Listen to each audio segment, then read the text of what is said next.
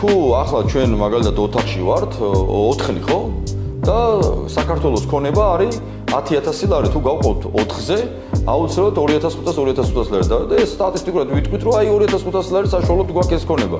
მაგრამ თუ თქვენი ორი ოპერატორი წავა ემიგრაციაში და დავრჩებით მე და თქვენ, ჩვენ დავრჩება 5,500 ლარი. ფანტასტიკური მათემატიკაა, ხო? სიღარიბინე კი არა მოვიდა ხალხი, უბრალოდ გავიდა ქვეყნიდან. მე ეს დოვლათი რო ნაწილდება იმ დარჩენილ ადამიანებზე, გამოდის უფრო მეტი. უირა კარგია. ანუ მათი ლოგიკით, რაც მეტი ადამიანი გაიქცევა გაჭირვების გამო ქვეყნიდან, მით უფრო დიდრები ვიქნებით, კაცო, აქ ვინც დავრჩებით, იმიტომ რომ მეტი დაგვრჩება.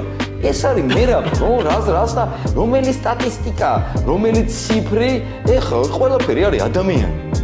მათ აქვთ ესეთი თulis მეთოდოლოგია. მაგალითად, თქვენს ოპერატორს აქვს ანაზღაურება 2,000 ლარი. პირობითად ვამბობ. საუკეთესო შემთხვევაში. საგანელიძეს აქვს 30,000 ლარი ანაზღაურება.